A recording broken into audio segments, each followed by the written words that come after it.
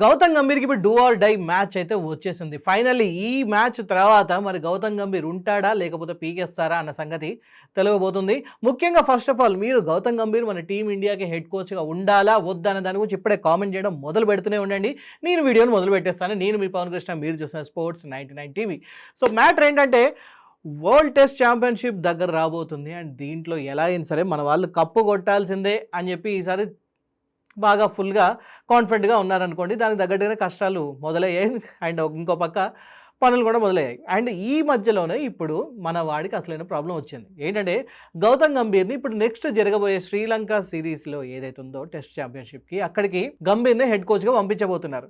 ఒకవేళ కనుక ఇక్కడ పెర్ఫార్మెన్స్ ఏమన్నా అటు ఇటు అయిందంటే మాత్రం అటు గంభీర్తో పాటు ఇటు మన వరల్డ్ టెస్ట్ ఛాంపియన్షిప్కి సంబంధించిన క్వాలిఫైయింగ్ కూడా మనం అవుతామా కాదా అనే ఒక టెన్షన్ కూడా మొదలైంది. నిజం చెప్పాలంటే 12 సంవత్సరాలుగా ఇండియాలో అసలు టెస్ట్ మ్యాచ్లో ఓటమంటూ ఎరగకుండా ఒక రేంజ్లో దున్నేసింది మన టీమిండియా. బట్ గంభీర్ వచ్చేసాడు. ఆ తర్వాత వరుస పెట్టి 2 వైట్ వాష్లు కూడా అయిపోయాయి అనుకోండి, అది వేరే విషయం. అది కూడా ఇండియాలో, మన ఇండియాలో. ఇంగ్లాండ్ సిరీస్లో ఏదో మన దగ్గర కొంచెం శుభ్మన్ గిల్లో లేకపోతే సిరాజో ఇలాంటి ఒక ఎక్స్పీరియన్స్ ప్లేయర్స్ వల్ల ఏదో మనం అక్కడ ఆ మ్యాచ్ని అయితే అక్కడ వరకు డ్రా చేసుకోగలిగాం, అది వేరే విషయం. బట్ స్టిల్ ఇండియాలో ఓడిపోవడం అనేది ఇప్పుడు చాలా పెద్ద ప్రాబ్లమేటిక్గా కనిపిస్తుంది మన టీమిండియా మేనేజ్మెంట్కి, ముఖ్యంగా బీసీసీఐకి. అంతెందుకండి, మొన్నటి దాకా కూడా మన వాళ్ళు ఒకవేళ ఆస్ట్రేలియాకో న్యూజిలాండ్లోకి వెళ్తే అక్కడ ఫ్రంట్ పేజ్లో, అది కూడా బ్యాక్ పేజ్ కూడా కాదు, ఫ్రంట్ పేజ్లో మన వాళ్ళు ఇండియా నుంచి వచ్చారు, టీమిండియా ఇక్కడ చుక్కలు చూపించడానికి రెడీగా ఉంది, వాళ్ళని ఎదుర్కోవడానికి మన వాళ్ళ దగ్గర ఉన్న వ్యూహాలు ఏంటి, ప్లానింగ్స్ ఏంటి అని చెప్పేసి పెద్ద పెద్ద పేరాలు పేజీలు వచ్చేది అనమాట. ఆ రేంజ్లో ఉన్న టీమిండియా ఇప్పుడు ఐర్లాండ్ చేతిలో కూడా ఓడిపోవడం అనేది మనందరికీ ఇప్పుడు సిచ్యువేషన్ కనిపిస్తుంది. ఎంతగా అనుకున్నా కూడా ఈ సిచ్యువేషన్ నుంచి ఇప్పుడు గౌతమ్ గంభీర్ ఎలా బయటపడతాడు అన్న దాని గురించి అందరూ మాట్లాడుకుంటుంటే, ఇంకొక పక్క ఈసారి ప్రయోగాలు వద్దు బాబు, ఏమైనా సరే ఎక్స్పీరియన్స్డ్ ప్లేయర్స్ని మాత్రమే తీసుకొద్దాం అని చెప్పేసి మన బీసీసీఐ కూడా కొంచెం బుద్ధి వచ్చినట్టుంది. చాలా మంది ప్లేయర్స్ ఈసారి కంబ్యాక్ ఇవ్వబోతున్నారు, వాళ్ళందరి పేర్లు చెప్పబోతున్నాను. అంతేకాకుండా కొత్త వాళ్ళు కూడా రాబోతున్నారు, వాళ్ళ గురించి కూడా చెప్తాను. సో వీడియోని చివరి వరకు చూడండి. సో బేసిక్గా మొదటి నుంచి వరల్డ్ టెస్ట్ ఛాంపియన్షిప్ ట్రోఫీ అనేది మన భారత కళ. ఫస్ట్ 2 వరల్డ్ టెస్ట్ ఛాంపియన్షిప్ ఫైనల్స్లో మన వాళ్ళు ఓడిపోయారు. 3వసారి ఫైనల్స్ కూడా అర్హత సాధించలేకపోయారనమాట. సో ఫైనల్లీ ఈసారి ఈ ట్రోఫీని గెలవడం బీసీసీఐకి చాలా ఇంపార్టెంట్. అండ్ దానికి తగ్గట్టుగానే కొంతమంది సీనియర్ ప్లేయర్లని తీసుకొని వచ్చేసారనమాట. అందులో ముఖ్యంగా మనం మాట్లాడుకోవాల్సింది ఎవరి గురించి అంటే రవీంద్ర జడేజా గురించి మాట్లాడుకోవాలి. రవీంద్ర జడేజా రీఎంట్రీ ఇస్తున్నాడు. జడేజాను మళ్ళీ టెస్ట్ జట్టులోకి తీసుకోవడం మీద ఇప్పుడు సోషల్ మీడియాలో అయితే అభిమానులు మొత్తం కూడా చాలా హ్యాపీగా ఉన్నారు. ముఖ్యంగా టీమ్ మేనేజ్మెంట్, వాషింగ్టన్ సుందర్, అక్షర్ పటేల్ వంటి యంగ్ స్పిన్ ఆల్రౌండర్లను ప్రోత్సహిస్తూనే జడేజాను పక్కన పెడుతూ ఉందని ఇన్ని రోజుల నుంచి చాలామంది అనుకుంటూ ఉండేవారు. బట్ ఎనీహౌ ఇప్పుడు అనుమానాలన్నీ పక్కన పెట్టేశారు. ముఖ్యంగా ఒక లాంగ్ లెంత్ ఫార్మాట్లో ఒక మంచి ట్రస్ట్ వర్తి ఆటగాడు మనకు అవసరం అని చెప్పి అనుకున్నారో ఏమో, మొత్తానికైతే జడేజాను మళ్ళీ సెలెక్ట్ చేశారు. ఫ్రెండ్స్, ఇక్కడ ఇంకొక ఇంపార్టెంట్ విషయం చెప్పాలి. అదేంటంటే ఈ టెస్ట్లో కనుక రవీంద్ర జడేజా బాగా ఆడాడే అనుకోండి, 2027 వరల్డ్ కప్కి సంబంధించి ఇటు విరాట్ కోహ్లీ, ఇంకొక పక్క రోహిత్ శర్మతో పాటు జడేజా నన్ను కూడా సెలెక్ట్ చేయాల్సిందే, నన్ను కూడా కన్సిడర్ చేయాల్సిందే అని చెప్పేసి అడగడానికి అవకాశం ఉంది. అండ్ అతను సెలెక్ట్ చేసే అవకాశాలు కూడా ఉన్నాయి. అండ్ ఇంకొక పక్క మన హైదరాబాద్ మియా సిరాజ్కి కూడా మంచి అవకాశం దొరికింది. ఎనీహౌ సిరాజ్ ఒక పక్క ఐపీఎల్ అయితే చుక్కలు చూపించాడు, మనందరూ తెలిసింది. అత్యధికంగా ఎక్కువ డాట్ బాల్స్ వేసిన వన్ అండ్ ఓన్లీ బౌలర్ మన ఇండియన్ బౌలర్ ఉన్నారు అంటే మాత్రం అది మొహమ్మద్ సిరాజ్. మరి మొహమ్మద్ సిరాజ్ అంత బాగా ఆడుతున్నా కూడా ఎందుకు అతన్ని సెలెక్ట్ చేయలేదు అని చెప్పి చాలామంది, అంటే ఐర్లాండ్ టూర్ కానివ్వండి, ఇంగ్లాండ్ టూర్ కానివ్వండి, ఎందుకు రాలేదు అని చెప్పేసి చాలామంది క్వశ్చన్ చేశారు. అండ్ ఇంగ్లాండ్ టూర్కి అయితే మొహమ్మద్ సిరాజ్ని సెలెక్ట్ చేసినప్పటికీ కూడా లాస్ట్ మూమెంట్లో వర్క్ లోడ్ ఎక్కువ అవుతుంది అని చెప్పేసి ఏవో రకరకాల కారణాలు చెప్పేసి ప్రసిద్ధ్ కృష్ణని తీసుకొచ్చి ముందు పెట్టారు.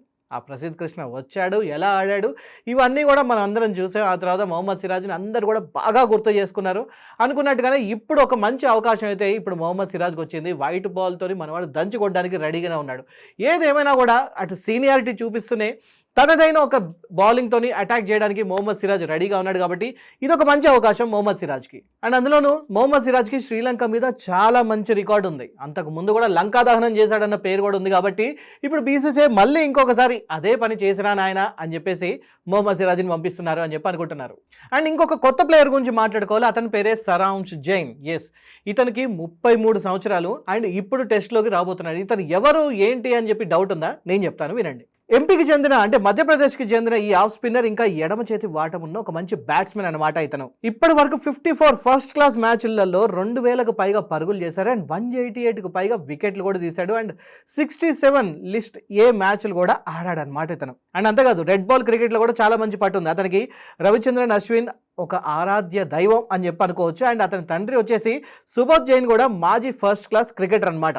అండ్ ఇక్కడ సరాంస్ జైన్ని ఎంపిక చేయడానికి గల కారణాలు ఏంటి అండ్ ప్లేయింగ్ 11లో అతని అవకాశం ఏంటి అనే దాని గురించి ఒకసారి చూద్దాం. వాషింగ్టన్ సుందర్ ఫస్ట్ టెస్ట్ గాయం వల్ల అందుబాటులో లేకపోవడం అనేది ఇక్కడ ఒక రీజన్. అండ్ శ్రీలంక జట్టులో ఎక్కువ మంది లెఫ్ట్ హ్యాండెడ్ బ్యాట్స్మెన్ ఉండడం వల్ల ఆఫ్ స్పిన్నర్ అవసరం అక్కడ ఏర్పడుతుంది. సో ఇలాంటి ఒక ప్లేయర్ కి మన అవసరం అక్కడ ఉంది. అండ్ రీసెంట్ గా ఇండియా ఏ వర్సెస్ శ్రీలంక ఏ అన్అఫీషియల్ టెస్ట్ లో జైన్ ఏకంగా 70 రన్స్ చేయడం వాటితో పాటుగా 6 వికెట్లు తీశాడనమాట. సో ప్లేయింగ్ 11లో స్థానం గురించి చూసుకుంటే జడేజా, కుల్దీప్ యాదవ్ ఖాయంగానే ఉంటారు. మూడో స్పిన్నర్ గా మానవ్ సుతార్ కంటే ఆఫ్ స్పిన్నర్ అయిన సరాంస్ జైన్ కి ఎక్కువ ఆడే అవకాశాలు అయితే కనిపిస్తూ ఉన్నాయి. సో ఫ్రెండ్స్, మరి కెప్టెన్సీ ఎవరు ఉన్నారు అనే దాని గురించి మాట్లాడితే రిషబ్ పంత్ని పక్కన పెట్టేశారు అండ్ శుభ్మన్ గిల్కి captain, at the same time KL రాహుల్కి వైస్ కెప్టెన్సీ ఇచ్చేశారనమాట. అండ్ 2 టెస్ట్ మ్యాచ్లు జరగబోతుంది. ఫస్ట్ టెస్ట్ వచ్చేసి మన ఇండిపెండెన్స్ డే ఆగస్టు 15న గాల్లో జరగబోతుంది అండ్ రెండో టెస్ట్ వచ్చేసి ఆగస్టు 23న కొలంబోలో జరగబోతుంది అనమాట. సో మరి సౌత్ ఆఫ్రికాతోని లాస్ట్ నవంబర్లో మంచి వైట్ వాష్కి గురయ్యాం మనం టెస్ట్లో కూడా.